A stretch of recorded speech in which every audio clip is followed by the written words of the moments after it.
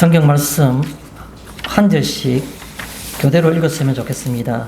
오늘 본문은 주보에 안내한 것처럼 순서에 따라서 디도서 3장을 보겠습니다.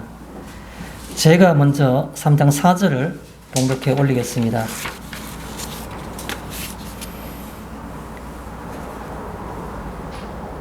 우리 구주 하나님의 자비와 사람 사랑하심이 나타날 때 우리를 공헌하시되 우리가 행함과 의로운 행위로 말미암지 아니하고 오직 그의 긍휼하심을 따라 중생의 씻음과 성령의 빼앗으심으로 하셨나니. 우리 구주 예수 그리스도로 말미암아 우리에게 그 성령을 풍성히 부어주사 우리로 그의 은혜를 입어 의롭다 하심을 얻어 영생의 소망을 따라 상속자가 되게 하려 하시니라. 아멘.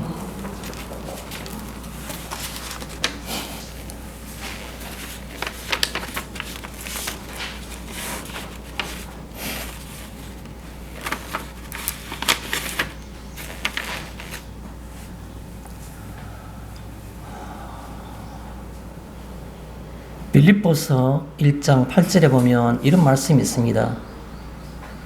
사도 바울이 빌립보 교인들에게 편지할 때 편지의 앞부분에 머릿부분에 안부에 인사를 하면서 예수 그리스도의 심장으로 여러분을 사랑합니다 라는 그런 사랑한다는 표현이 있습니다. 저도 동일한 인사를 여러분에게 드리고 싶습니다. 몇 분 안 되는 성도님들이지만 얼마나 귀한지, 인간적인 문학적인 표현을 볼 때 그 더 이상의 표현할 수 있는 수식어가 있는지 제가 잘 찾지 못하는 가운데 저는 보면서 예수 그리스도의 심장으로 라는 표현을 똑같이 쓰고 싶습니다. 왜냐하면 이 세상 가운데에서 하나님께서 구별해 주셔가지고 여기에 있게 하셨으니까 얼마나 귀한 관계인지,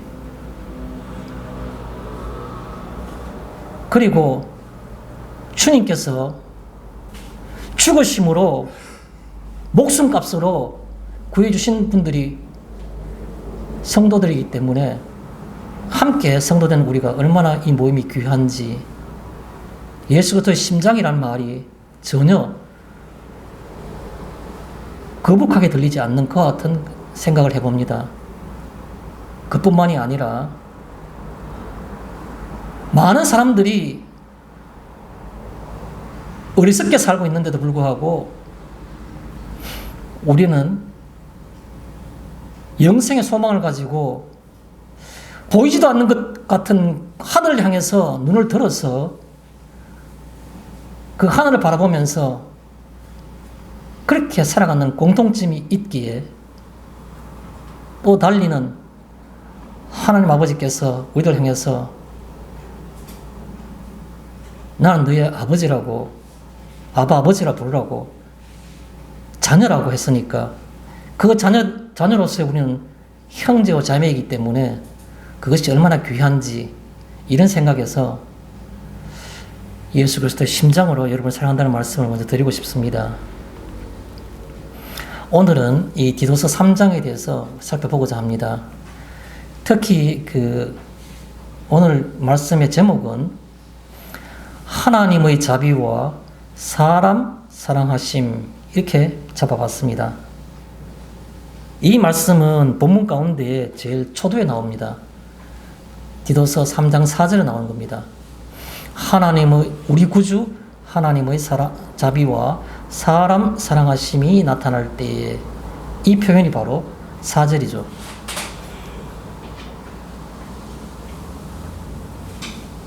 하나님의 자비, 그리고 피조물인 사람을 사랑하신다는 겁니다.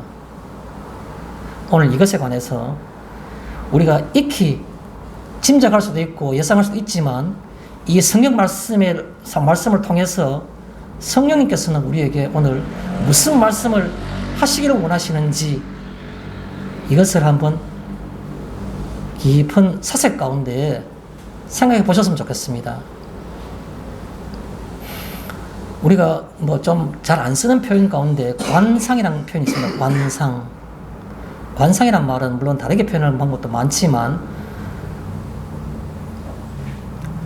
우리가 신앙적으로 볼 때, 종교적으로 어떤 표현을 할 때 이 관상이란 것은 피조물이 창조주를 향해서 보이지 않는 그 세계를 향해서 신적 세계를 향해서 깊이 생각하며 찾는 것, 그 대상을 찾고자 하며 그와 교통하려고 하는 것, 그런 시간과 그런 행위를 관상이라 말합니다.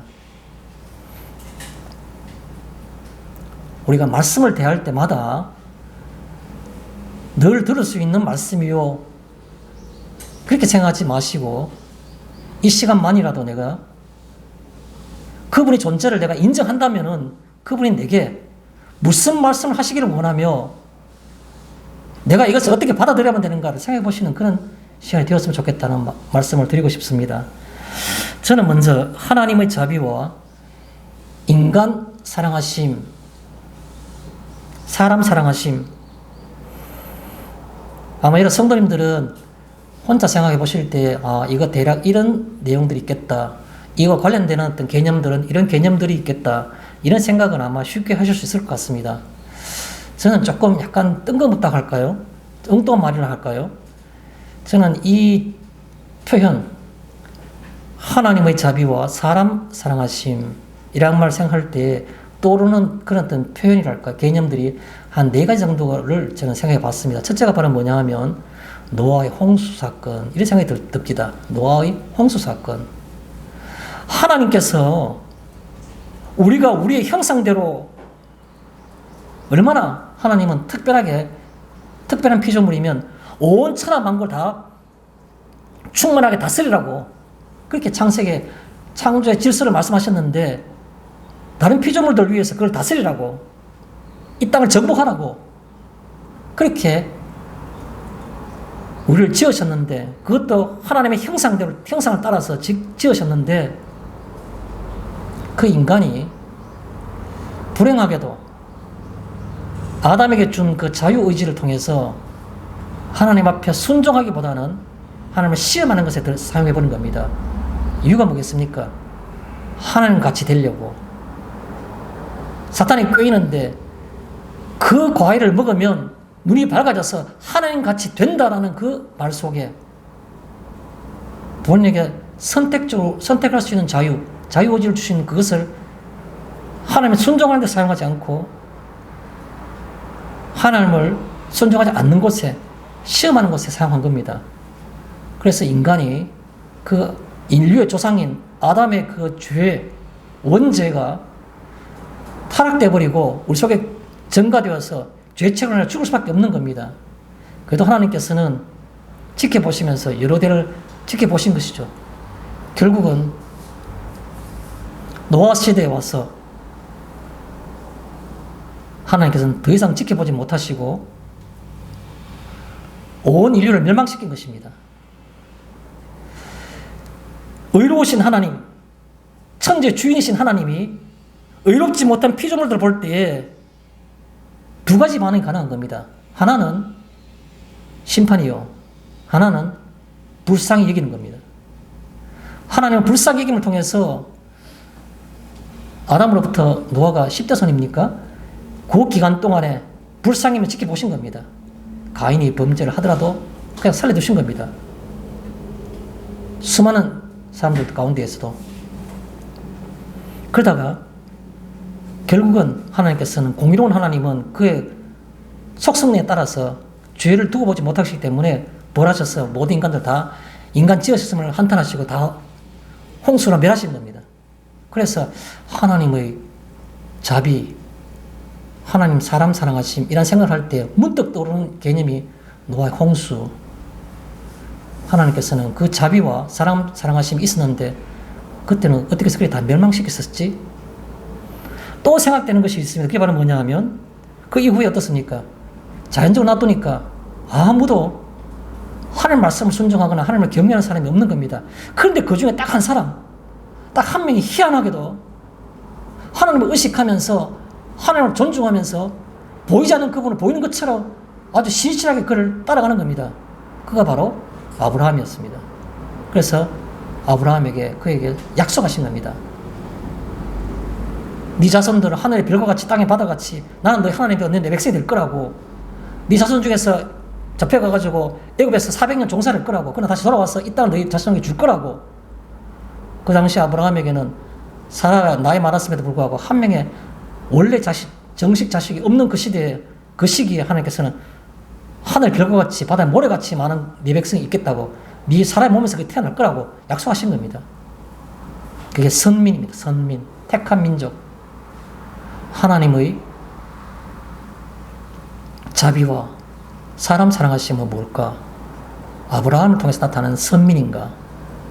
이런 생각이 들더라고요. 또 한 가지는 뭐냐 하면 그 아브라함 자손들을 구해가지고 그에게 특별한 은총을 주셔서 많은 것을 보여준 겁니다. 애굽 종살이 가운데 출애굽 과정에서 10가지 하나님의 그 이적을 보여주시고, 또 홍해를 마른 땅과 같이 건너게 하시고, 광야에서 수많은 어떤 기적들을 보여주실 때, 또 그리고 난 뒤에 여호수아를 통해서 가나안 땅을 정복하고 난 다음에 그 정착할 때까지 모든 과정을 통해서 하나님이 그와 함께 하신다는 것을 그렇게 구체적으로 보여주셨는데도 불구하고 그들은 그렇게 살지를 못한 겁니다. 그래서 살으라고, 인간의 모습 그대로로서는 타락했으니까 그대로 안 된다고, 그래서 그에게 율법을 주신 겁니다. 율법.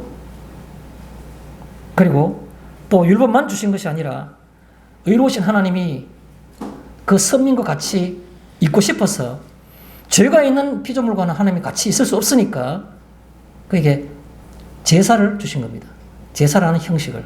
그래서 그가 동물을 데리고 와서 동물을 죽이면서 피를 흘리면서 내가 이렇게 죽어야 되는데 내가 직접 죽지를 못하고 이것이 제가 하나님 앞에 드리는 고백입니다라고 동물 제사를 통해서 하나님 앞에서 깨끗하게 되고 깨끗하게 되어만이 선민으로서의 어떤 그 자격을 유지할 수 있기 때문에, 그래서 그 율법과 제사를 주셨는 겁니다.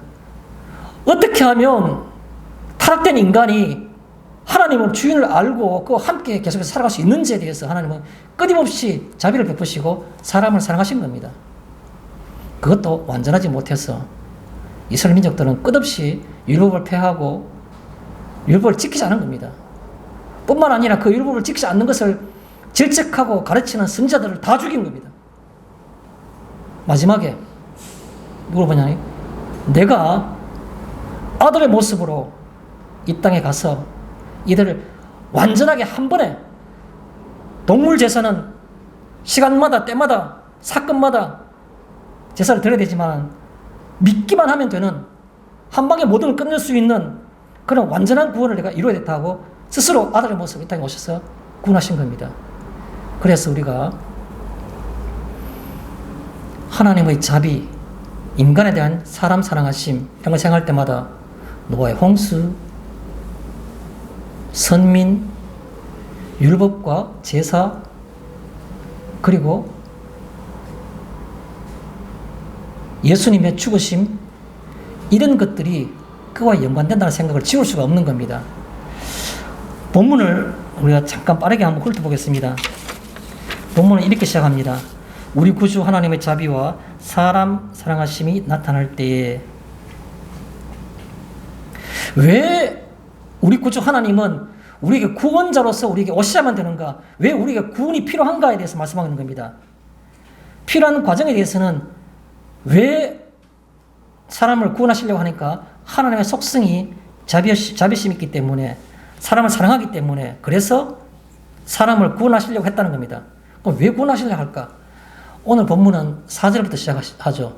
3절을 보면, 물론 다른 성경 구절을 보면 다르게 표현하는 것도 많이 있지만, 그러나 오늘 우리 성경만을 우리가 생각할 때 디도서 3장 3절에 보면 타락된 인간의 속성, 타락된 인간의 어떤 그 본성이 가지고 있는 다양한 형태의 모습들을 보여주는 겁니다.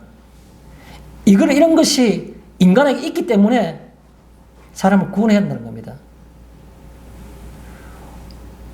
아담으로부터의 원죄가 우리 속에 그 죄책이 있고 죽음에 이를 수밖에 없지만은 그 원죄에서 타락된 그 심성들이 사도 바울조차도 오호라 나는 공고한 사람이라고 고백할 정도로 끊임없이 인간의 모습을 하나님께 또 멀어지게 하는데 그 모습들은 7가지 표현하고 있는 겁니다. 디도 3장 3절 첫째 뭐라고 되어 있습니까? 어리석은 자요. 우리도 이전에는 다른 사람도 세상 사람 얘기하지 말자. 그 말입니다. 우리도 이전에는 어리석은 자요. 어리석다는 말은 무슨 말입니까? 살아가는 것이 맹목적이라는 뜻입니다. 살아가는 자체가 가치 있는 그런 방향으로 살아가는 게 아니고 방향도 없고 목적도 없고 습관적으로 살아가고 그래서 그거 속에서 만족하고 있으니까 그걸 어리석다라고 말한 겁니다. 우리도라는 말은 무슨 말입니까? 교회에 나오는 사람들조차도 믿는다고 말하는 우리조차도 그 말인 겁니다.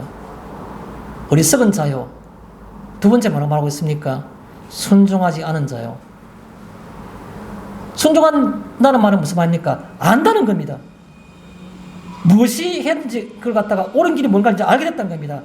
처음에 나왔던 어리석은 자는 어느 방향이 옳은 방향이고 가치 있는 방향인지를 모르는데 두 번째 표현하고 있는 이 어리석은 자요, 뒤에 나오는 순종하지 않은 자라는 말은 어리석은과는 달리 알고 있는 겁니다. 알고 있음에도 불구하고 가기 싫은 겁니다. 그쪽으로. 그걸 가리켜서 순종하지 않은 자요라는 겁니다. 우리도 전에는 어리석은 자요, 순종하지 않은 자요. 세 번째는 속은 자요. 누구에게 속은 겁니까? 사탄이 우리 주변의 모든 환경을 통해서 다 그렇게 하잖아. 별나게 믿지 마라. 교회는 이렇게 하는 거야. 우리 교회를 봐라. 다 이렇게 하지. 속은 자요. 네 번째가 뭡니까? 여러 가지 정욕과 행락의 종로로 한 자요. 정욕이라는 것은 육체에서 피어나는 모든 본능적인 욕구들입니다. 본능적인 욕구를 따라 사는 겁니다. 성적인 욕구, 물질적인 욕구, 명예에 대한 욕구, 이런 것들을 우리가 일반적으로 정욕이라고 하는 겁니다. 여러 가지 정욕. 그리고 행락이라는 것은 우리가 어떻게 하면 세상 살아갈 때 내가 즐길까 하는 그런 것을 행락이라고 말하는 겁니다. 그런 것에 종로릇하여, 종로릇한 자. 꼼짝없이 잡혀 있는 겁니다. 그 앞에 꼼짝을 못하는 겁니다. 그것들이 시키는 대로 다 한 겁니다. 이렇게 해야지 내가 출세한다 그러면 그것이 말씀과 어긋난다 하더라도 그 말씀에 잠깐만 말씀을 덮어놓고 성경책을 뒤로 숨겨놓고 거기를 가는 겁니다. 그걸 가르쳐서 종로로 됐다라고 말한 겁니다. 다섯 번째가 뭡니까? 악독과 투기를 일삼은 자요. 악한 것들, 생각과 말과 지독한 모든 행동들. 그 다음에 투기란 건 뭡니까? 싸우고 시기하고 부러워하고 마음 아파하고 사촌이 논사하면 배 아파하고 이런 것들을 투기라 말한 거예요. 그걸 어떻다고 말하고 있으니까 일삼은 자요. 아주 드물게 한 번 했던 자요가 아니고 일삼은 자요. 일삼아서 늘 그렇게 살아왔다는 겁니다. 우리도 전에는 그렇게 살았다는 겁니다. 그 다음에 뭡니까? 교회에 지금 부지시 앉아 있는데 우리의 말과 삶이 다른 겁니다. 제가 목사인데 밖에 나가면 목사 티가 안 나는 겁니다. 그런 것을 뭐라 말하는 겁니까? 말과 행동이 다른 것을 가정스러운 자요라 말한 겁니다. 가정스러운 자요. 하나님의 백성 성도라 말하는데 성도 걷지를 않아요. 가정스러운 자요. 그냥 내가 죄송합니다 고개 숙이면 괜찮은데 나만이 그래도 갖고 있는 내 믿음이 그래도 내가 유일하게 살아있는 믿음이라고 이렇게 말하니까 그게 가정스러운 것뿐인 겁니다. 가정스러운 자요. 마지막에 뭡니까? 피차 미워한 자였더니 항상 우리는 생각할 때 이렇게 어떻게 생각합니까? 세상에 저런 사람이 왜 있지? 왜 저런 성격이 저렇지? 왜 나는 잘못한 게 아니라 왜 나를 항상 미워하지? 내가 잘나 보이나? 아니요. 나도 미워한 겁니다. 그래서 피차 미워한 자요라고 말하는 겁니다. 어디 그게 세상 사람과의 관계뿐인가요? 교회 내에서도 마음으로는 시기하고 미워한 것이 한두 번이었습니까? 잘 되면 꼴을 못 보는 겁니다. 잘 안 돼야지 마음이 편한데 잘 되면 꼴을 못 보는 겁니다. 피차 미워한 자요. 이게 우리의 모습이었기 때문에 피조물을 울끄러미 바라보시는 하늘에 계신 하나님께서는 우리를 구원하셔야 되겠다는 필요성이 느껴지는 겁니다. 그래서 이런 우리였기 때문에 그래서 4절에 우리 구주 하나님의 자비와 사람 사랑하심이 나타나기 필요했다는 겁니다. 그 다음에 5절에 보니까 우리를 구원하시되 우리가 행한 바 의로운 행위로 말미암지 아니하고 어떤 사람들은 교회 내에 생활할 때 내가 저 성도보다는 내가 그래도 그나마 좀 더 의롭지. 아무 의미 없습니다. 차이 없습니다. 근거가 될 수 없습니다. 그것 때문에 하나님께서 우리를 의롭다고 일컬어 주시거나 더 상급이 크다고 하지 않는 겁니다. 구원하는 데 있어서는 우리의 행한 바 의로운 행위, 간혹 사람들이 볼 때 의로운 행위가 있을 수 있는 겁니다. 그러나 그것 때문에 구원한 게 아니라는 겁니다. 말미암지 않고 오직 뭡니까? 하나밖에 없다는 겁니다. 하나님 우리를 긍휼히 여기시고 구원하신 것은 그의 긍휼하심을 따라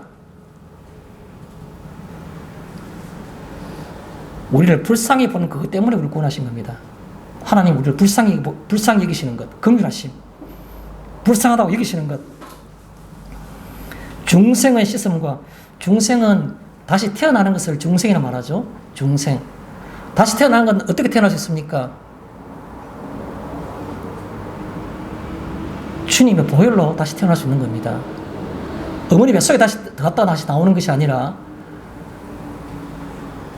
주님의 보혈로서 그 모습은 변하지 않으나 그러나 우리의 속 사람이 다시 태어나는 겁니다. 새로운 사람으로, 새로운 존재로. 그건 뭡니까? 중생의 씻음은 겉으로의 표식은 세례받음이지만 우리가 영적인 표현은 뭡니까? 주님의 보혈로서 다시 한번 깨끗하게 되는 것. 그래서 새로운 사람이 되는 것. 그것을 우리가 중생의 씻음이라 말하는 겁니다. 씻을 때는 씻는 그 어떤 물질이 필요하죠. 그게 바로 겉모양으로는 물세례요. 그리고 실제적으로는 주님의 보혈, 주님의 피로 다시 한번 우리가 씻김을 받는 것. 그걸 우리가 중생의 씻음이라 말하는 겁니다. 성령의 새롭게 하심으로 하셨나니 표식이 있는 겁니다. 중생한 자들에게는 성령의 나타나심이 있는 겁니다. 성령은 우리가 가장 소극적으로 표현할 때는 예수가 구주로 믿어지는 겁니다. 내가 죄인인 것이 믿어지는 겁니다. 세상에 있는 사람들은 아무리 논리로 설명해도 내가 왜 죄인이냐? 기독교가 세뇌한다고 생각합니다. 계속 반복적인 말을 통해서 세뇌해가지고 인간의 죄의식을 느껴가지고 종교에 귀하게 한다라고 생각하는 겁니다. 아니요.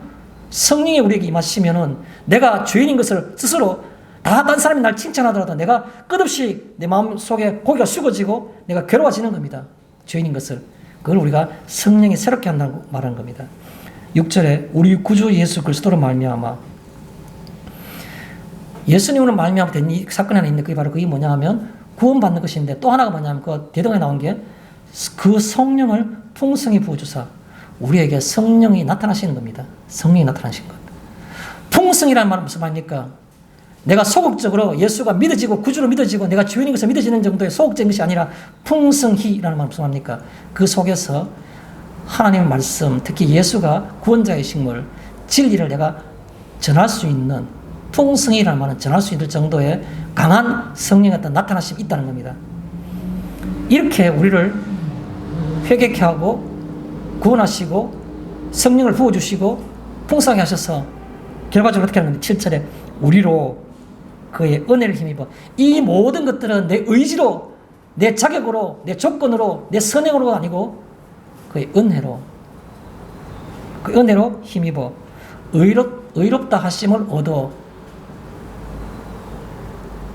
우리가 어디 가서 세상 사람들 우리를 보면서 의롭다, 의인이라 말하겠습니까? 아무도 없는 겁니다. 그런데요, 하나님은 우리를 의롭다고 하시는 겁니다. 왜요? 찌질이 공상이고 숨어 사는 짓거리를 보면 이건 추하고 가정스럽게 짝이 없는데도 불구하고 그런데 하나님 앞에 엎드려서 눈물 흘리며 눈물 콧물 되어서 이게 제 모습이라고 주님 보혈 아니면 나는 살 수 없다고 그것 보시면서 하나님께서 우리를 의롭다고 여기시는 겁니다. 본성이 어려운 것이 아니라 그 상태, 상황 그게 의롭다고 하나님께서 이겨주시는 겁니다. 세상 사람들 우리 보고 의롭다고 생각하는 사람 아무도 없습니다. 근데 하나님은 우리를 보고 의롭다고 하시는 겁니다. 그것을 우리가 얻었다고 말하는 겁니다. 내가 무슨 노력으로 할 수 있는 게 아니죠. 그래서 의롭다 하심을 얻어. 그러니까 내가 바라보는 게 뭡니까? 세상을 바라보겠습니까? 하늘을 바라보겠습니까? 하늘을 바라볼 수밖에 없는 겁니다. 그래서 우리의 고향, 본향인 하늘을 바라볼 때 영생의 소망을 따라 상속자가 되게 합니다. 마지막 결론을 도장을 쾅 찍었습니다. 결론입니다. 이게 피날레입니다. 뭐로 결론 내주셨습니까? 상속자가 되게 하심이라. 하나님은 우리들 하여금 우리를 자녀라고 말씀하실 겁니다. 그냥 내가 하늘에만 내가 소망을 두는 것이 아니라 그 소망 두는 그것은 하나님께 내 혼자만 바라는 희망상이 아니라 하나님은 네가 내 자식이다, 내 아들이다 라고 인정하셨던 겁니다. 우리가 마태복음 7장 그 상상복음 가운데 이런 말 있지 않습니까? 너희가 자식이 떡을 달라는데 돌을 주며 계란을 달라는데 뱀을 주겠느냐? 내가 악한 자라도 너희 자녀에게 좋은 것을 줄 줄 알거든 하물며 하늘에 계신 아버지께서 너에게 좋은 것을 주지 않겠느냐? 그 아버지가 바로 하나님 아버지라는 겁니다. 그걸 우리에게 주셨다는 겁니다. 질문을 드리겠습니다. 오늘 제목이 하나님의 자비와 사람 사랑하심이라고 표현했습니다. 이 내용, 천지 우주의 주인이신 하나님이 자비를 베푸시고 사람을 사랑하셨다라는 것이 오늘 제목인데 나와 연관된 사항, 나와 관련된 사항이 뭡니까? 이걸 한번 깊이 생각해 보시면 좋겠습니다. 하나님의 자비, 제3자에게 나타난 하나님의 자비가 아니고 나와 관련된 내게 임한 하나님의 자비가 뭐며 온 세상에 있는 사람을 사랑하셨던 하나님의 사랑이 아니고 나를 사랑하심, 나를 안에 인간을 사랑하심, 근거가 어디 있으며 그 내용이 무엇이냐, 이것을 생각해 보는 것이 바로 하나님 앞에서 우리가 이 말씀을 받아들이는 어떤 상태가 되지 않겠나 생각해 봅니다. 자, 본문으로 들어가서 먼저 그 5절에 보면 구원하시되라는 그 표현이 있습니다. 우리를 구원하시되. 왜 구원하셨을까요? 어떻게 구원하셨을까요? 성경에는 표현 그대로 몇 가지 빌리겠습니다. 거기에는 두 가지가 원인과 동기가 되었다는 겁니다. 왜 우리를 구원하시는가? 가만 놔두지. 첫 번째 동기가 하나님의 자비입니다. 하나님의 자비. 하나님은 속성이 사랑인 겁니다. 인간이 가지고 있는 사랑으로도 약간은 짐작이 가능한 겁니다. 하나님은 사랑하시니까, 하나님은 사랑이시니까. 요한 1서에 보면 늘 나온 얘기가 그렇지 않습니까? 하나님은 사랑이시니. 이 말이 여러 번 반복해 나오지 않습니까? 하나님은 그 자체가 속성이 사랑이시니까 불쌍히 여기는 자비가 있을 수밖에 없는 겁니다. 불쌍히 여기심, 자비. 그래서 구원하시되라는 말은 왜 피조물을 구원하시는가? 하나님의 자비, 불쌍히 여기심 때문에 인간을 구원하시려고 시작하셨다는 겁니다. 또 하나는요, 사람 사랑하심. 사람을 사랑하셨기 때문에 그렇다는 겁니다. 다른 피조물과는 달리 누가 하나님이 피조물을 해서 다른 짐승이나 식물, 동물과 식물을 위해서 아들의 모습을 봐서 죽으시겠습니까? 그러나 특별한 피조물, 그의 형상대로 만든 사람을 대상으로만 그가 아들의 모습을 오셔서 대신 죽으신 겁니다. 그걸 사람 사랑하심이라 말하는 겁니다. 제가 서로 잠깐 그런 말씀 드린 적이 있습니다.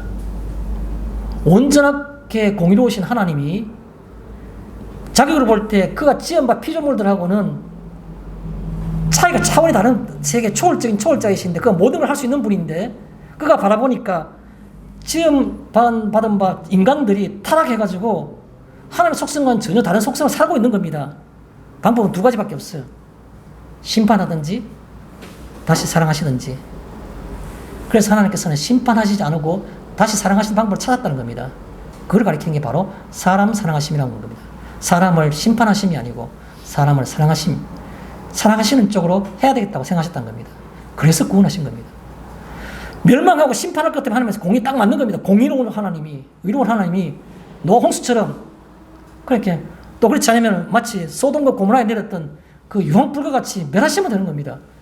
둘 중에 하나를 선택해야 되는데 하나님은 심판하는 쪽을 택하지 않으시고 사랑하는 쪽을 택했다. 그 말인 겁니다. 왜 구원하시는지. 그 다음에 성경 표현 그대로 빌릴 때면 4절에 나타날 때에 하나님의 자비와 사람 사랑하심이 나타날 때에 나타난다 했습니까? 어떻게 나타났습니까? 자세한 설명이나 예를 드리지 않겠습니다. 우리 스스로에게 자문하고 서로에게 물어보시면 좋겠습니다. 하나님의 자비와 사람 사랑하심이 나타날 때에 어떻게 나타났습니까? 언제 나타났습니까? 누구에게 나타났습니까? 스스로에게 자문해 보시면 좋겠습니다. 그래야만 이 성경 말씀이 우리 속에서 살아 움직이지 않겠습니까? 이 성경 말씀은 교리적으로 볼 때 이런 뜻이구나 아무 의미 없지 않습니까? 5절에 긍휼하심을 따라 이런 말씀이 있습니다. 이 긍휼하심을 따라라는 앞에 보면 오직 그의 긍휼하심을 따라, 더 상세하게 설명을 드리면 앞에 무슨 말이 있었는가 하면 우리가 행한 바 의로운 행위로 말미암지 아니하고, 이런 표현이 있는 겁니다. 하나님은 우리에게 심판하지 않고 구원하시기라고 생각하셨는데 그 방법이 이제 서술한 거예요. 어떤 방법을 하느냐? 어떤 방법을 할 때 이 사람이 저 사람보다는 조금 더 의롭네, 아니란 겁니다. 의로운 행위로 말미암은 게 아니란 겁니다. 이 말 앞에 인간이 가지고 있는 어떤 자격이나 어떤 차이점이 없다는 겁니다. 다만 뭐만 있는 겁니까? 오직 그의 하나님의 긍휼하심을 따라 우리를 구원하시는 그 마음의 동기부여는 바로 인간 속에서 저 사람, 저 존재는 조금 더 의로우니까 가만두면 안 되겠다, 좀 구원해야 되겠다, 그런 게 없고 오직 그의 긍휼하심을 따라 100% 하나님이 불쌍히 여기시는 그 마음으로 구원을 하기 시작했다는 겁니다. 불쌍히 여기는 그 마음으로. 하나님 아버지, 나는 아무리 해도 안 믿겨져요. 저 사람 같으면 그래도 하나님 앞에 은택을 받고 은혜를 받을 만한 사람, 참 경건하고 그랬는데 나는 아니에요. 차이 없습니다. 차이 전혀 없습니다. 하나님은 그도 불쌍히 여기시고 우리도 불쌍히 여기시기 때문에 구원을 베푸신 겁니다. 하나님이 불쌍히 여기셨다는 그 하나가 바로 구원을 시작했던 동기부여고 행동의 출발점이었던 겁니다. 그래서 긍휼하심을 따라라는 그런 의미죠. 성경 말씀 그대로 다시 한번 살펴보겠습니다. 5절에 의로운 행위로 말미암지 아니하고, 의로운 행위로 말미암은 게 아니란 겁니다. 의로운 행위가 아닌, 상대적인 차이로 인한 것이 아닌 그 말인 겁니다. 저 사람은 조금 더 내보다 상대적으로 의로운 것 같고 나는 조금 더 불의한 것 같고, 그런 차이는 하나님 앞에서 아무것도 없다는 겁니다. 하나님이 내게 임한 구원을 베푸신 것은 100% 그가 나를 불쌍히 여기셨기 때문에 그렇게 된다는 겁니다. 또요, 오직이란 말은 뭡니까? 유일한 이유는 그래도 98%는 하나님의 긍휼하심이고 2% 정도는 사람적인 차이가 있는 거 아닙니까? 아니요, 없습니다. 오직이란 말은 그 뜻인 겁니다. 오직. 유일한 근거는, 유일한 이유는 그 말인 겁니다. 오직. 그의 긍휼하심을 따라 할 때 그의, 5절에 그 얘기 나오죠. 그의 긍휼하심을 따라. 그의라는 말은 무슨 말입니까? 그가 가지고 있는 속성을 따라, 그가 가지고 있는 사랑이라는 속성을 따라서 희망이 없고 다른 대안이 없는 피조물을 향해서 그만이 할 수 있는 그의, 그러는 말은 그의 속성을 따라, 사랑을 따라, 그 말인 겁니다. 또 5절에 보면 중생의 씻음이란 말이 나옵니다. 중생의 씻음, 아까 조금 전에 제가 본문 설명할 때 말씀을 드렸습니다. 예수님이 구원자로서 우리에게 오셔서 죽어주신 그 죽음, 혹은 그 예수님의 피, 그거로서 다시 태어나는 것, 거듭남, 이걸 가리켜서 중생의 씻음이란 말인 겁니다. 주님의 보혈, 무슨 의미인가? 우리 찬송가 268장에 보면 이런 찬송이 있죠. 죄에서 자유를 얻게 함은 보혈의 능력, 주님의 보혈, 참 놀라운 능력이로다. 주님의 보혈 능력이 있도다. 믿어. 우리 그런 찬송 있지 않습니까? 한참 우리가 성령에 감동되어가지고 또 집회할 때에 강단에서 감격의 그 구원의 감격을 억누를 수 없어가지고 죄에서 자유를 얻게 함은 보혈의 능력, 주의 보혈, 참 놀라운 능력이로다. 얼마나 감격했습니까? 주의 보혈 능력이 또다. 쿵쿵쿵쿵. 그 책상에 나오는 그 충격음이 아니라 내 심장은 그보다 10배로 더 뛰었다가 내렸다, 뛰었다 내렸다. 얼마나 감격스러웠습니까? 주님의 보혈 한마디만 들어도 심장이 다 녹아내리고 눈물 콧물 범벅이 되었던, 그것이 바로 중생의 시스템이고 주님의 보혈인 겁니다.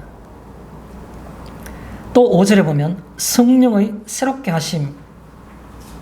하나님 우리를 구원하시는데 구원하신 상태로만 의롭다고 인정하시는 것만 아니라 그게 우리에게 선물 주셨는데 성령의 선물 주신 겁니다. 믿는 자, 구원받은 자의 증거로서 성령이 우리에게 임한 겁니다.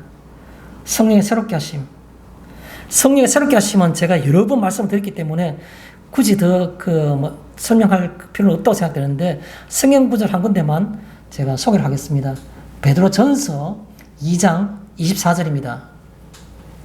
베드로전서 2장 24절. 거기에 보면 이런 표현이 있습니다. 친히, 예수님을 가리키겠죠? 친히 나무에 달려 그 몸으로 우리 죄를 담당하셨으니, 주님 십자가에 친히 스스로 원해서 가셨던 겁니다. 남이 시켜서 간 게 아니고 스스로 친히 나무에 달려 그 몸으로 우리 죄를 담당하셨으니, 이는 왜 주님 죽으셨는가? 이는 그 뒤에 나온 얘기가 눈을 번쩍 뜨고 볼 필요가 있는 겁니다. 이는 우리로 하여금 죄에 대하여 죽고 의에 대해서 살게 하려 하심이라. 그가 채찍에 맞음으로 너희는 나음을 얻었으니 이렇게 더 연결되어 있긴 있죠. 핵심이 뭡니까? 친히 나무에 달려 그 몸으로 우리 죄를 담당하셨으니, 왜 예수님이 죽으셨는지, 그것은 우리로 하여금 그 말이겠죠? 우리로 죄에 대해서 죽고 의에 대해서 살게 하려 합니다. 죄에 대해서 죽는 게 뭡니까? 전에는 깨름직하고 찝찝하고 부담감이 있지만 그래도 다 하는데 이게 인간인데 이게 본 인생 아닌가? 그런데요, 죄에 대해 죽은 겁니까? 감각이 없는 게 죽은 겁니다. 이게 무슨 의미가 있나? 그게 죽은 겁니다. 죄에 대해서 죽고 감각이 없고 관심이 없는 겁니다. 의에 대해서 살고란 말이 이때까지는 그냥 내가 들으면 좋은 말씀일세, 교훈이네, 참 이 말씀은 은혜스럽네가 아니고 그대로 살고자 하는, 살아 움직이는 행동이 있는 겁니다. 그걸 의에 대해서 살고라고 하는 겁니다. 교회 가는 행위가 의에 대해서 사는 겁니까? 넓은 의미에서는 전혀 관계 없는 것은 아니지만 직접적인 관련이 전혀 없는 겁니다. 의에 대해서 사는 것은 내가 하나님이 의롭다고 하는 것에 대해서 살아 움직이고 그에 반응하는 겁니다. 살아있는 거는. 하나님 말씀 앞에 반응하는 겁니다. 죄에 대해서는 죽었기 때문에 반응하지 않는데 하나님의 말씀 앞에서는 내가 내 삶이 행위로 반응하는 겁니다. 그걸 살아있다고 하는 겁니다. 그걸 가르쳐서 여기에 성령으로 새롭게 하심이라 말하는 겁니다. 성령으로 새롭게 하심. 그럼 변화되겠죠. 그래서 바울은 로마서 12장 2절에 뭐라 말했습니까? 너희는 이 세대를 본받지 말고 오직 마음을 새롭게 하여 변화를 받아 라고 말하는 겁니다. 마음을 새롭게 하면 성령의 새롭게 하심으로 나타난다면, 성령의 새롭게 하심이 있으면 내가 이때까지 살아왔던 거와는 변화가 있어야 되는 겁니다. 변화를 받는데 어느 쪽으로 가야 되는 겁니까? 하나님이 기뻐하시고, 하나님이 선하시고 기뻐하시고 온전하신 뜻이 무엇인지 분별하도록 하라. 하나님이 선하다고 생각하는 그쪽으로 내가 살아 움직이고 의에 대해서 사니까, 하나님이 기뻐하시는 곳, 그것으로 내가 의에 대해서 살아서 내가 움직이고, 하나님 이것이 온전한 것이라고, 부족한 것이 아니 이것이 옳다고 완전한 것이라고, 온전하다고 하는 그 뜻을 따라서 내가 반응하는 겁니다. 이걸 가르쳐서 변화하고 변화를 받아라. 두 번째, 6절에 보면 성령을 부어주사.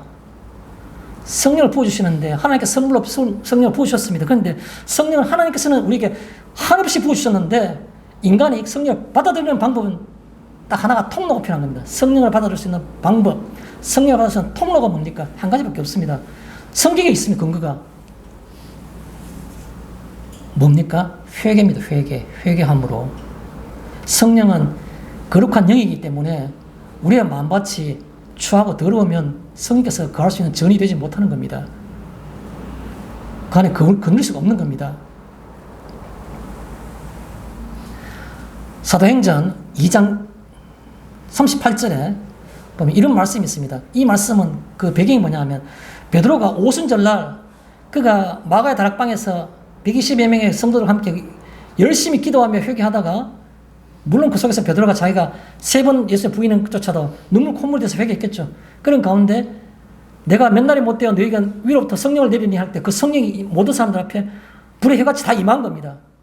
임하니까 밖으로 나와가지고 숨어서 문 꼭꼭 잠그고 잡힐까봐 겁을 내던 그들이 쫓아나와가지고 온갖 방언으로 다 그 모이는 사람, 6월절에 모이는 수많은 지방에서 오는 유대인들 향해서 말씀을 전하기 시작한 겁니다. 각 나라 방언으로.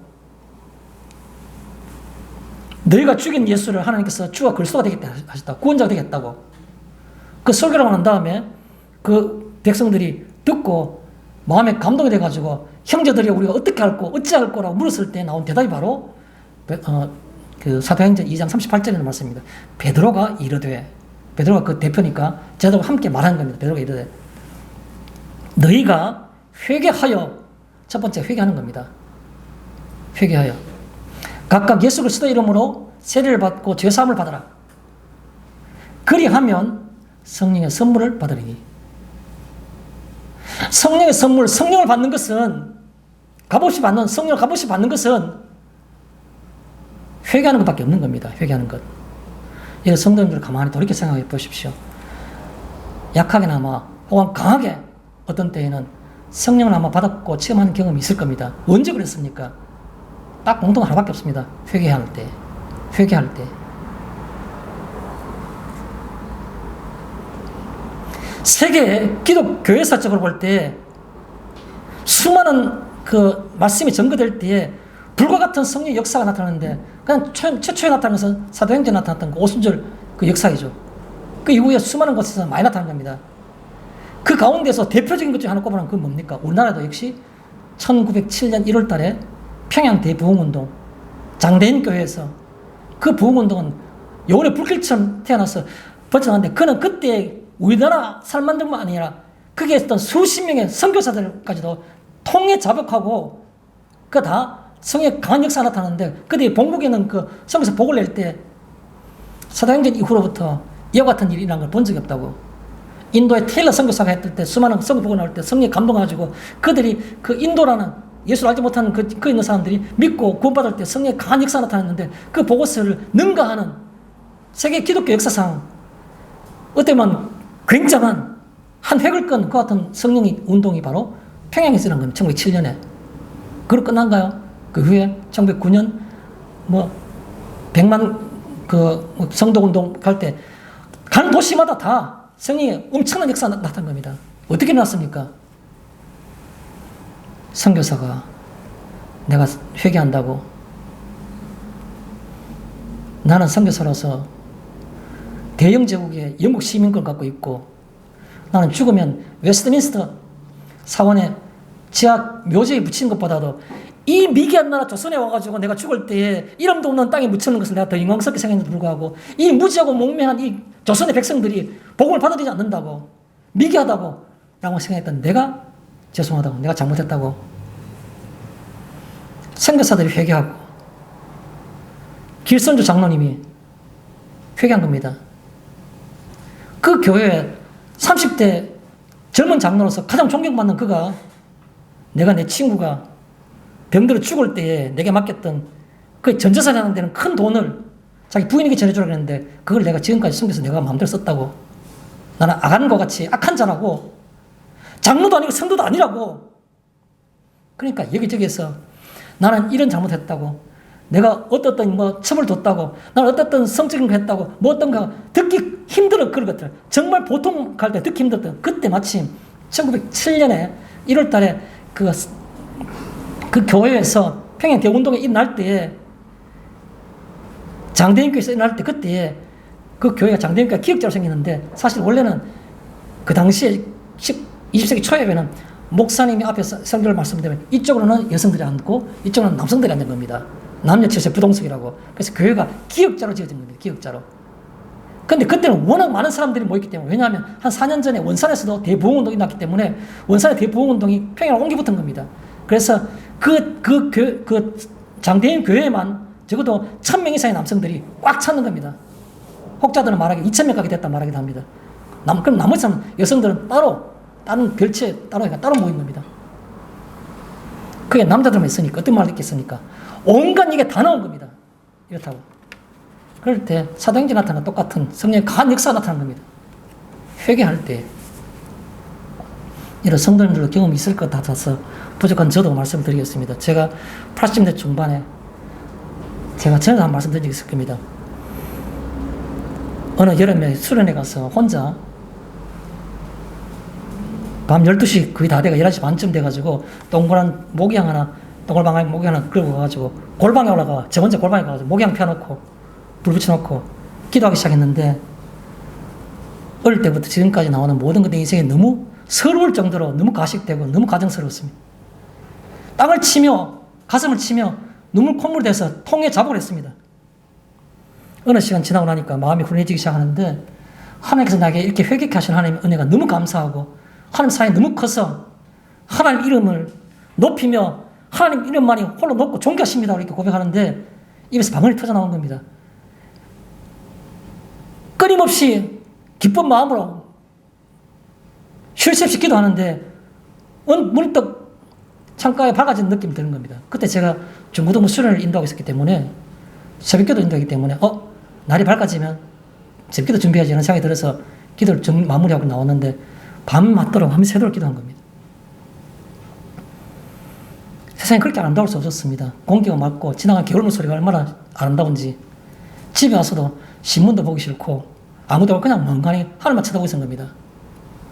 눈만 돌이켜 봐도 성의 역사가 나타나는 겁니다. 그쯤에서 우리 교회, 제가 모교회에 있던 옛날에 대구 문화교회입니다. 모교회 청년부를 제가 그때 좀 섬기고 있었는데 그때 후배들과 함께 같이 제가 기도하자고 했습니다. 그래서 토요일 날마다 1시간 정도 기도하는데 1시간이 아니라 1시간 반, 2시간씩 할 때가 있었습니다. 기도하면 처음에 복음성가 몇 장을 부르고 그 다음에 성경 말씀을 제가 읽고 말씀을 약간 증거를 했습니다.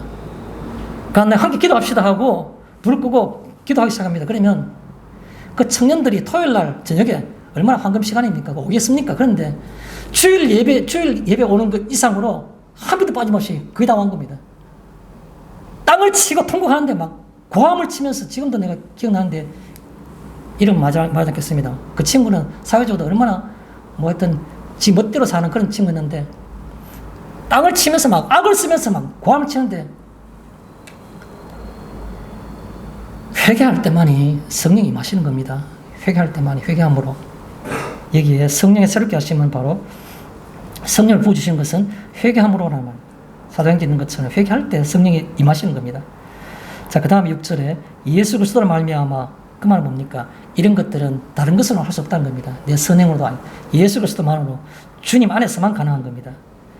그래야만 진리의 영이 우리에게 역사할 수 있는 겁니다. 주님의 이름 앞에서.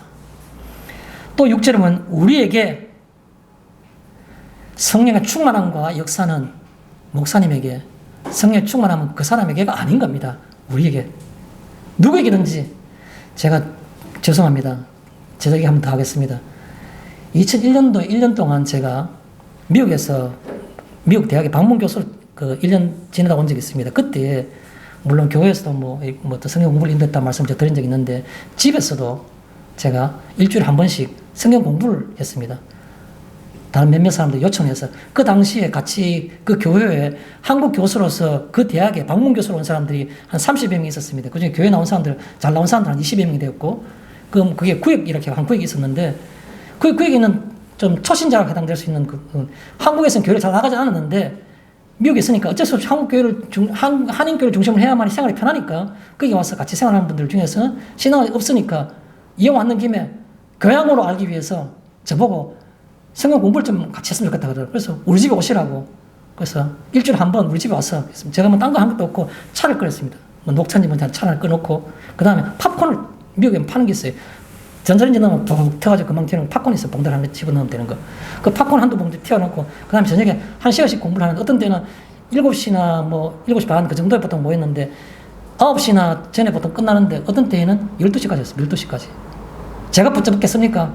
그 잘난 교수들이. 그 중에 일부 사람들은 유학생이 있었는데 박사까지 유학생이 있었는데 이런 제가 다 밝힌 적 없지만 홍모 그 학생은 우리나라에서 있을 때 대구 사람인데 대구에서 모 대학을 다니면서 불교 그 동아리 학생 동아리 회장인 사람입니다. 미국에 유학 가가지고 박사과정 하면서 한국인 유학생들 가운데 불교 동아리 만들려고 하는 사람입니다. 그런데 도에 대해서 진리에 대해서 알기로 한다 해서 뭔가 토론하고 싶어서 저하고 연결된 겁니다. 그 친구가 지금도 다른 사람에게, 내게 직접 얘기한 거 아니잖아요. 다른 사람에게 김명철 교수님이 내 영적인 아버지라고 변해가지고 그 친구가 11시 반 12시까지 성경 공부하자는 겁니다. 그런가 하면 그 중에 어떤 분은 지금 스위스의 로슈라는 그 유명한 제약회사의 그 연구소에 계시는 분인데 그 뭐 박사님인데 민 박사님이라고. 그럼 지금도 그분도 늘 와서 한 번도 안 빠지고, 또 어떤 분은 그 당시에 박사과정 했는데 이모 그 분이었는데 이분은 삼성전자에 다니시는 분인데 지금은 삼성전자 이모이 되셔가지고 지금도 근무하고 계시는 분입니다. 이분도 엄마는 항상 자기가 더 합시다, 조금 더 합시다 할 정도로. 무슨 얘기를 하고 싶어서 하는 겁니까? 우리에게란 말 누굽니까? 믿는 자에게. 불교 동아리 만들어 온 사람들도 하나님의 은혜의 대상자가 될 수 있다는 겁니다. 믿는 자마다. 그 다음에 7절에 보니까 상속자가 되게 하는 겁니다. 누가 상속자 되는 겁니까? 우리로. 우리가 은혜를 받은 자는 누구나 그런 뜻이겠죠. 그 다음에 아들이 되게, 아들이 된다는 말들은 우리가 교리적으로 굉장히 많이 아는데 그런 말씀이 어디에 있습니까? 여러 군데가 있죠. 한 군데만 제가 인용하겠습니다. 에베소서 1장 5절입니다. 에베소서 1장 5절에 보면 그 기쁘신 뜻대로, 그가 그냥 마지못해 하는 게 아니라 하고 싶어서 기뻐하면서 그의 기쁘신 뜻대로, 그의 뜻하는 게 기쁜 뜻으로 우리를 예정하사, 그 기쁘신 뜻대로 우리를 예정하사 예수 그리스도를 말미암아 자기 아들들이 되게 하셨느니. 하나님께서는 우리를 기뻐하면서 하고 싶어서, 그래서 우리를 예정해 둔 겁니다. 때가 되면 우리를 자녀로 삼겠다고. 그래서 예수 그리스도를 우리가 믿음으로 받아들일 때에 그때부터 예수 그리스도를 말미암아 자기의 아들들이 되게 하셨느니. 되게 하신 겁니다. 아들 되게 있다는 말씀이 성경 말씀 가운데 있는 겁니다. 막연하게 우리가 그냥 꿈꾸는 어떤 이상이 아닌 겁니다. 아들이 얼마나 좋습니까? 아버지의 모든 권한과 모든 것들을 내가 아버지같이 함께 누릴 수 있는 겁니다. 그래서 아들이 되게라는 말, 그게 상속자가 된다는 말입니다. 7절에 의롭다 하심을 얻어, 내가 의로운 것이 아니고 하나님이 우리를 의롭다고 여겨주시는 겁니다. 어디 속성이 우리가 의롭습니까? 하나님이 우리를 의롭다고 여겨주시기 때문에 그게 은혜요 기쁨이란 겁니다. 의롭게 여겨. 다른 말은 뭡니까? 의롭게 여긴다는 말은 칭의. 의롭다고 일컬어 주신다는 겁니다. 하나님 우리를 일컬어 주신 것. 칭의 앞에 뭐가 붙으면 가장 이론이 되는 겁니까? 이신 칭의. 믿음으로 말미암아 의롭다함을 일컬어 주신다. 말미암을 이자 믿을 신자지 않습니까? 이신 칭의. 일컬을 칭자 올의. 믿음으로 말미암아 옳다고 그렇게 일컬어 주신다. 말씀해 주신다는 겁니다. 여기 의롭다 하시면 얻어라는 말은 우리의 속성이 어렵기 때문에 어려운 것이 아니고 그렇게 여겨주시기 때문에 라고 말씀을 드릴 수 있는 겁니다. 그 다음에 영생의 소망을 따라 7절에 영생의 소망이 뭡니까? 영생의 소망은 소망을 한 것도 먼저 생각해보겠습니다. 소망이 있으십니까? 그렇게 물어요. 우리의 소망이 있습니까? 이론적으로는 예, 하늘나라 가는 것이 소망입니다. 삶은요? 생각은요? 하루에 몇 번 생각하십니까? 언제 생각하십니까? 그게 살아있는 신앙 맞습니까? 살아있는 믿음 맞습니까? 여기에 영생의 소망을 따라라는 말은 무슨 말입니까? 소망은 빛과 방향이 그런 생각을 하셔야 되는 겁니다. 어느 것이 어둠이고 어느 것이 빛이 있는 것을 구별할 수 있어야 됩니다. 그래야 소망이 생길 거 아닙니까? 방향이 있어야 되는 겁니다. 오늘 하루의 삶도 어제 하루의 삶과 전혀 다름이 없어요. 똑같아요. 늘 습관적으로 일어났다 깼다 밥 먹고 자고 또 일어났다 깼다 밥 먹고 자고. 방향이 없습니다. 한 걸음이라도 하루에 10,000보 걷기를 그렇게 운동하지 않습니까? 한 걸음이라도 오늘 내가 의도적으로 이렇게 하라고 한번 걸어보는 것이 그게 방향인 겁니다. 그 방향이 없이 어떻게 살아있는 믿음이라고 말씀하십니까? 전 그렇게 권유드리고 싶은 겁니다. 또요, 영생의 소망을 따라라는 없습니까? 절대적으로 우월한 가치가 그 뜻입니다. 이쪽으로 가면 습관적으로 사는 것이고 그냥 편하고 아무 생각 없이 귀찮은 것 없이 살 수 있는데 이쪽으로는 뭔가 생각하면서 살아야 되니까 귀찮아요. 그런데도 불구하고 이쪽과 저쪽은 너무 차이가 많이 나는 게 절대적인 우월함, 이쪽에 있는 겁니다. 절대적 우월함이 있는 그쪽 방향으로 가는 것을 영생의 소망을 가진다라고 말한 겁니다. 영생의 소망을 가진다. 말씀을 정리하겠습니다. 하나님은 우리에게 그의 긍휼하심을 따라서 불쌍한 그 마음 하나로서 우리를 구원하셨다는 겁니다. 그 구원하심 우리에게 어떻게 나타나는 겁니까? 회개함과 그리고 믿음을 우리에게 주신 겁니다. 회개하게 하시고 믿음을 주심으로 우리가 하나님 앞에서 의롭다함 받고 성령의 선물을 받게 된 겁니다. 그래서 결과적으로 우리가 하나님의 자녀가 되어 하나님을 바라보고 살게 하셨다는 겁니다.